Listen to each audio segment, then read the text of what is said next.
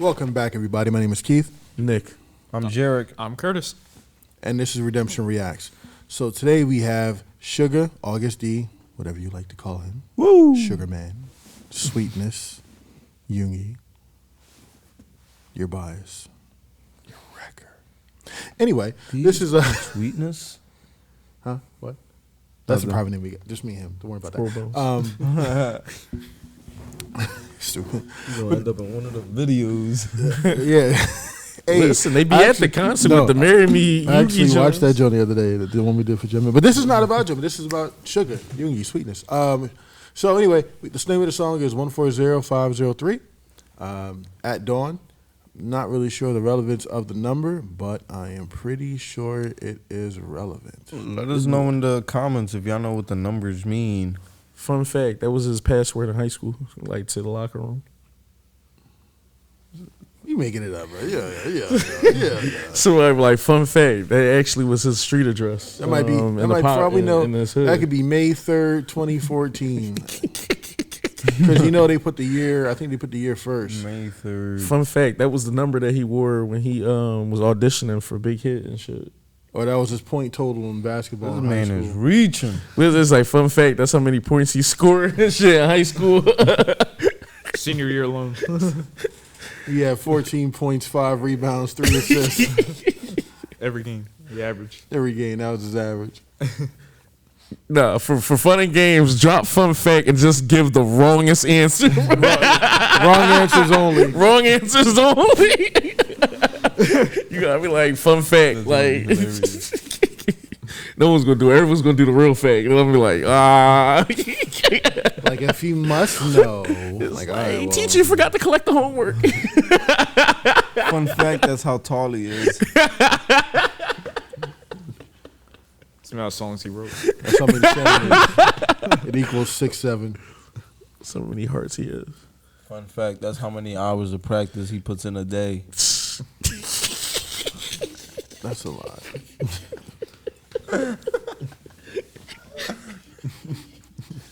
Yeah, you might want to hit the space bar. So, like, Jarek was right. Session. Sound like it. That was what you said. Remember when you waking up? You just called it.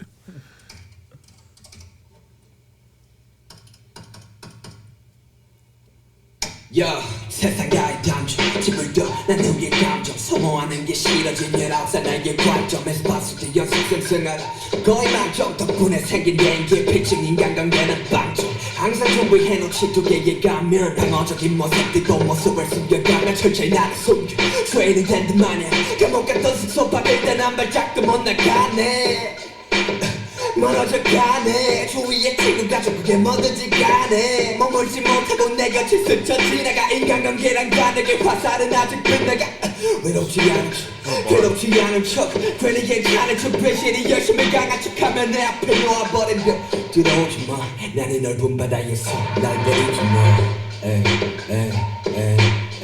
Oh, shit, he was in and out. Like a thief in the night.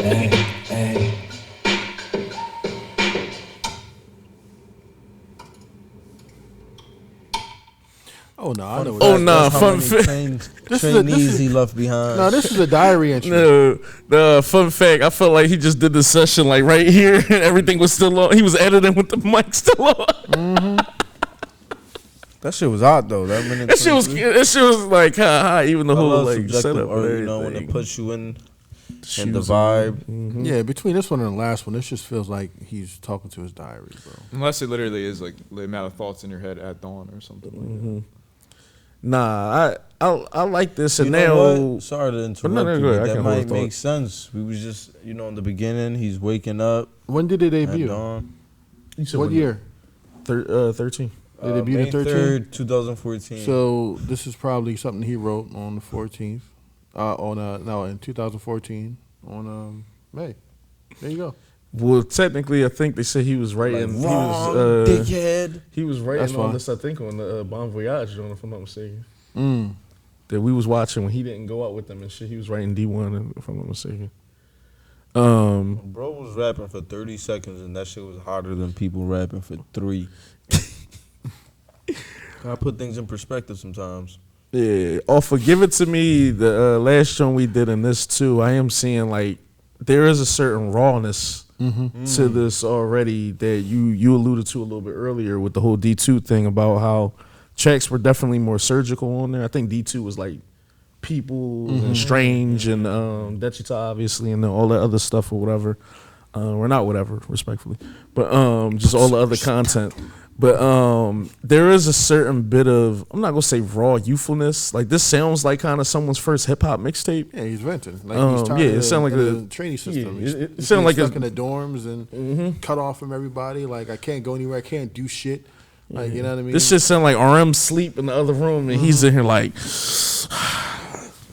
like look what you got Fuck me you. into. Right? He pulled me into this shit. said Nanju like, yo, what's going on in there? It's Like it's like that's why you just hear him typing and shit. working on this beat. Go back, Working on a beat. go back to bed, man. Nothing is going on. This is all a dream. He said, somebody in there recording? Let me save this footage. Let me get a feature. That's why the song is so short. He probably recorded this in the middle of the night. Nah, but that's the energy like it's given. It's given like, you know, you can't sleep and you just got to put like pen to paper and kind of do some shit. It felt like he like woke up, hit the joint on and shit. Someone was like, fun fact, that is what happened. Fun fact, crazy. The more you know. No, but it do feel like that's the type of energy he had and shit. Like I kind of had, you know, some of my thoughts I got to get on wax and shit. So I'm gonna just go in the booth, spit, and I think who talked about that shit before when they just was like, even it was Taeyang, ironically with Suge. The whole even if I just gotta write one thing or if I gotta say a couple one sentences, word. you know, I'm gonna just get my shit off and kind of just go from there. So you know, it would be interesting to kind of hear the thought process behind some of this where.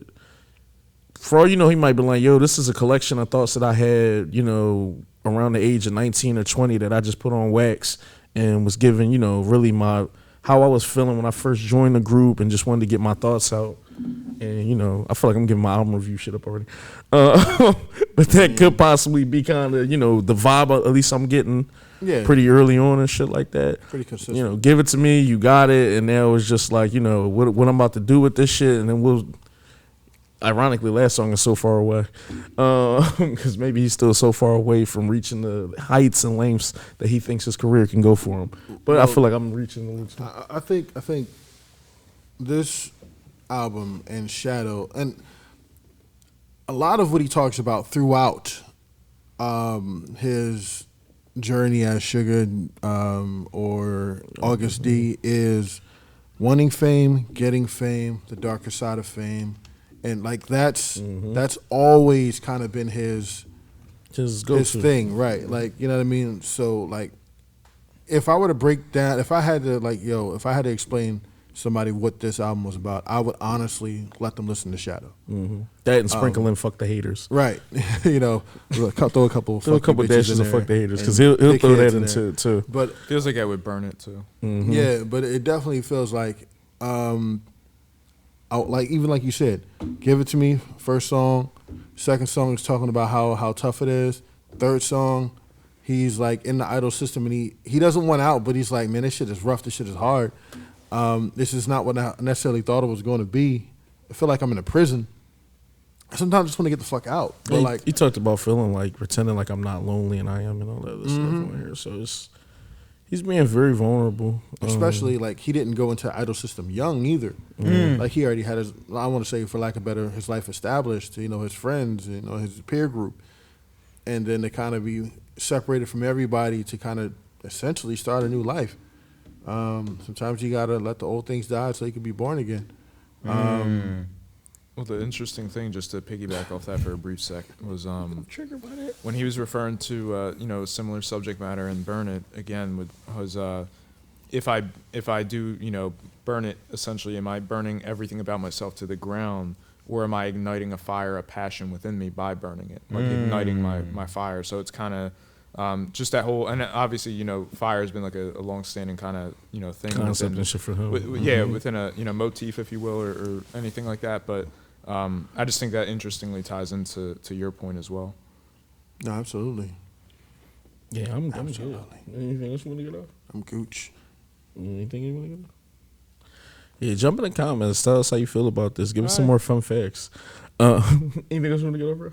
Yeah, I didn't go. Oh yeah, my fault. Oh you didn't. Oh yeah, shit, my fault. He just I don't know why when you jumped in, I was just like, oh, you keep going. You got the why? Oh, you got his one mic. You're not used to him dipping his toe into the water. He actually He actually is dipping his toe into the water. Yeah, like I heard Kurt's voice. He ain't just sitting off to the side. I heard Kurt's voice check. He ain't just sitting off to the side. Someone on the joint like, shut the fuck up, Nick.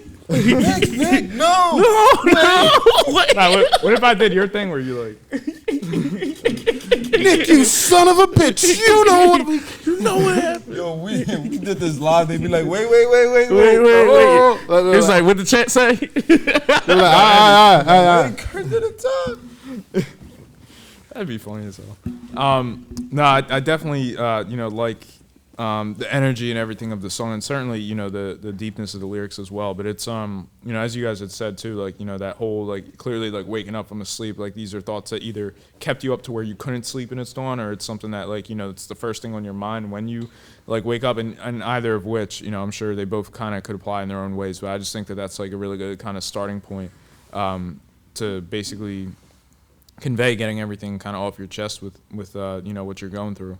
Or the things that are weighing on you. I really love the line about, you know, trying to connect with people, even though you have either the social anxiety or kind of the pressures, and you feel like, you know, there's these walls up that you kind of have to where you can't really convey your true self or anything, or kind of form a genuine connection with someone. But basically, I like how you use the metaphor of the stray targets, as far as like I'm shooting for this goal, and it's something that I keep missing every time, to basically where it's like I almost don't even want to put in effort anymore, or, you know, or it's something that's never kind of going to be there for me.